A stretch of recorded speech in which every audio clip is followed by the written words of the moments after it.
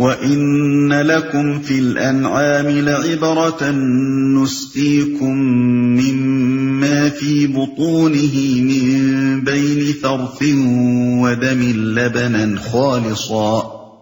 لَبَنًا خَالِصًا سَائِغًا لِّلشَّارِبِينَ۔ اور تمہارے لیے مویشیوں میں بھی ایک سبق موجود ہے، ان کے پیٹ سے گوبر اور خون کے درمیان ہم ایک چیز تمہیں پلاتے ہیں، یعنی خالص دودھ جو پینے والوں کے لیے نہایت خوشگوار ہے، یعنی خالص دودھ۔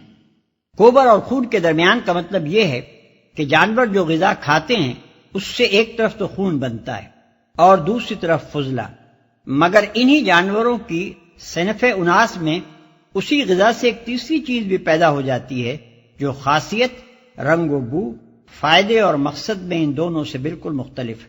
پھر خاص طور پر مویشیوں میں اس چیز کی پیداوار اتنی زیادہ ہوتی ہے کہ وہ اپنے بچوں کی ضرورت پوری کرنے کے بعد انسان کے لیے بھی یہ بہترین غذا کثیر مقدار میں فراہم کرتے رہتے ہیں۔ وَمِن ثَمَرَاتِ النَّخِيلِ وَالْأَعْنَابِ تَتَّخِذُونَ مِنْهُ سَكَرًا وَرِزْقًا حَسَنًا إِنَّ فِي ذَلِكَ لَآيَةً لِقَوْمٍ يَعْقِلُونَ۔ اسی طرح کھجور کے درختوں اور انگور کی بیلوں سے بھی ہم ایک چیز تمہیں پلاتے ہیں جسے تم نشہ آور بھی بنا لیتے ہو، اور پاک رزق بھی۔ یقیناً اس میں ایک نشانی ہے عقل سے کام لینے والوں کے لیے۔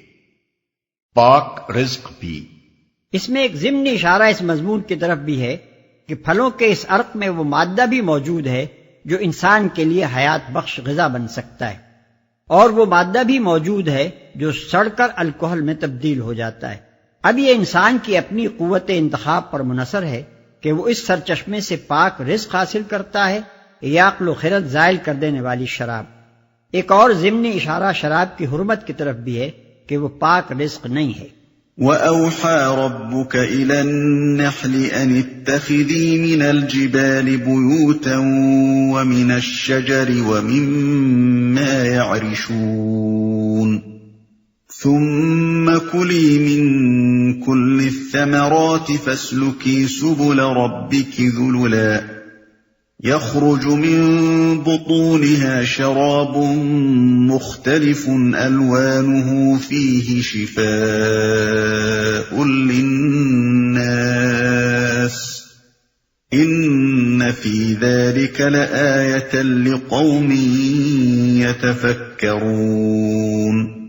اور دیکھو تمہارے رب نے شہد کی مکھی پر یہ بات وحی کر دی کہ پہاڑوں میں اور درختوں میں اور ٹٹیوں پر چڑھائی ہوئی بیلوں میں اپنے چھتے بنا اور ہر طرح کے پھلوں کا رس چوس اور اپنے رب کی ہموار کی ہوئی راہوں پر چلتی رہے۔ اس مکھی کے اندر سے رنگ برنگ کا ایک شربت نکلتا ہے جس میں شفا ہے لوگوں کے لیے۔ یقیناً اس میں بھی ایک نشانی ہے ان لوگوں کے لیے جو غور و فکر کرتے ہیں۔ یہ بات وحی کر دی۔ وحی کے لغوی معنی ہیں خفیہ اور لطیف اشارے کے، جسے اشارہ کرنے والے اور اشارہ پانے والے کے سوا کوئی اور محسوس نہ کر سکے۔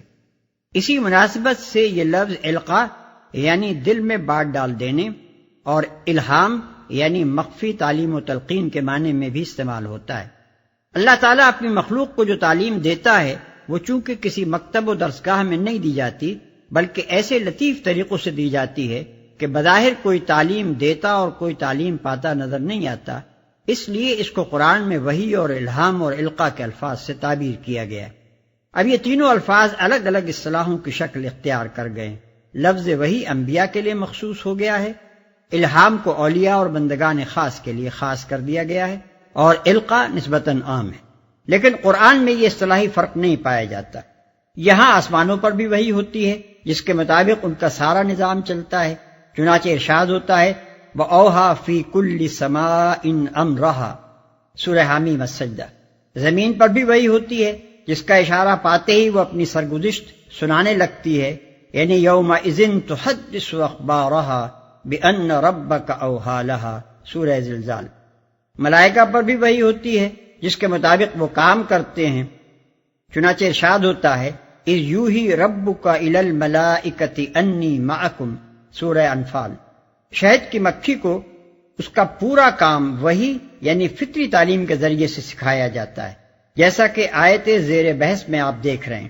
اور یہ وحی صرف شہد کی مکھی تک ہی محدود نہیں ہے، مچھلی کو تیرنا، پرندے کو اڑنا اور نوزائیدہ بچے کو دودھ پینا بھی وحی خداوندی ہی سکھایا کرتی ہے۔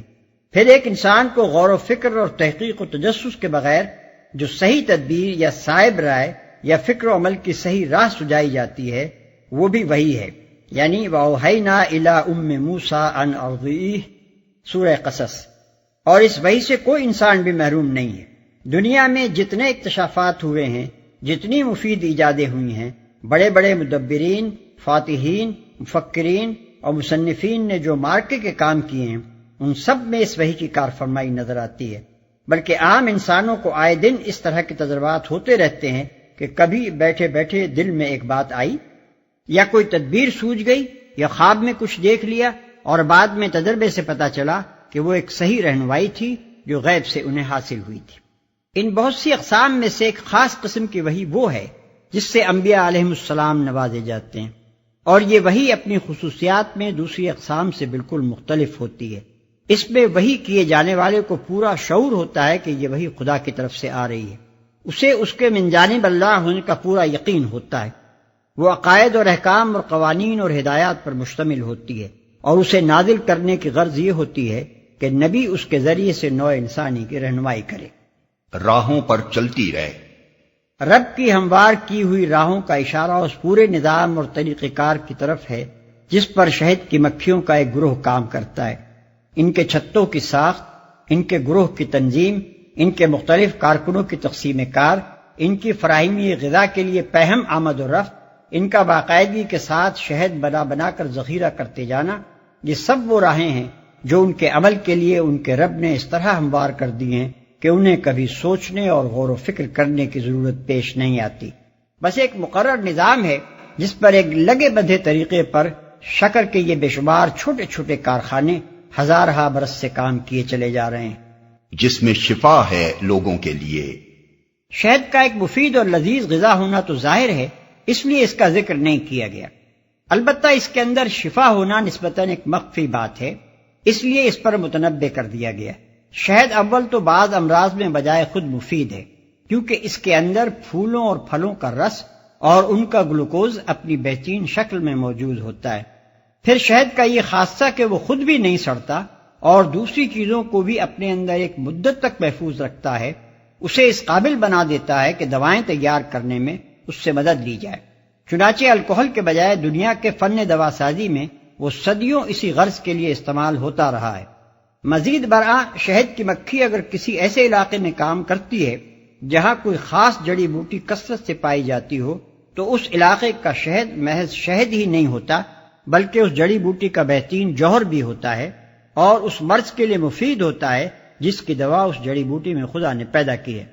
شہد کی مکھی سے یہ کام اگر باقاعدگی سے لیا جائے اور مختلف نباتی دواؤں کے جوہر اس سے نکلوا کر ان کے شہد علیحدہ علیحدہ محفوظ کیے جائیں تو ہمارا خیال ہے کہ یہ شہد لیبارٹریوں میں نکالے ہوئے جوہروں سے زیادہ مفید ثابت ہوگا۔ جو غور و فکر کرتے ہیں۔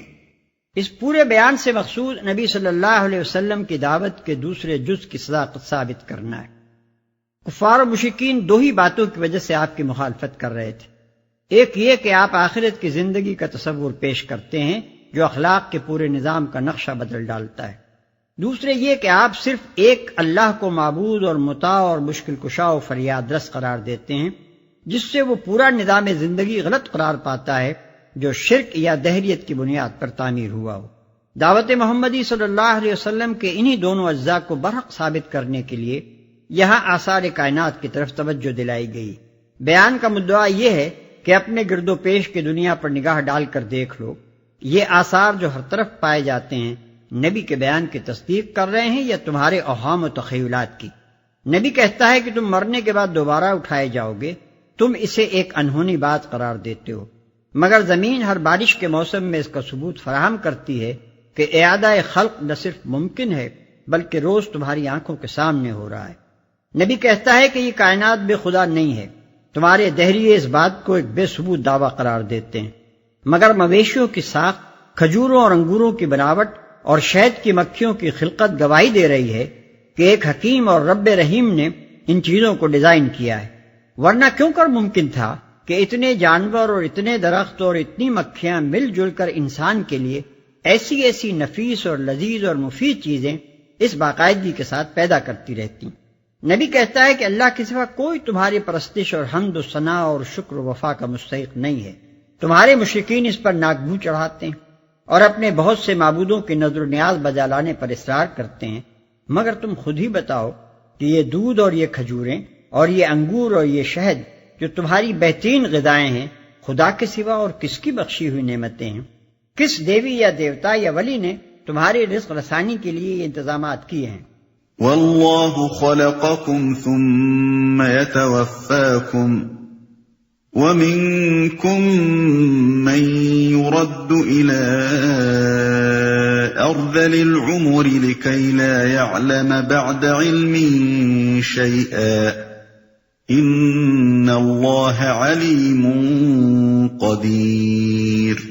اور دیکھو اللہ نے تم کو پیدا کیا، پھر وہ تم کو موت دیتا ہے اور تم میں سے کوئی بدترین عمر کو پہنچا دیا جاتا ہے تاکہ سب کچھ جاننے کے بعد پھر کچھ نہ جانے۔ حق یہ ہے کہ اللہ ہی علم میں بھی کامل ہے اور قدرت میں بھی۔ موت دیتا ہے یعنی حقیقت صرف اتنی ہی نہیں ہے کہ تمہاری پرورش اور رزق رسانی کا سارا انتظام اللہ کے ہاتھ میں ہے، بلکہ حقیقت یہ بھی ہے کہ تمہاری زندگی اور موت دونوں اللہ کے قبضہ قدرت میں ہیں۔ کوئی دوسرا نہ زندگی بخشنے کا اختیار رکھتا ہے نہ موت دینے کا۔ پھر کچھ نہ جانے یعنی یہ علم جس پر تم ناز کرتے ہو اور جس کی بدولت ہی زمین کی دوسری مخلوقات پر تم کو شرف حاصل ہے، یہ بھی خدا کا بخشا ہوا ہے۔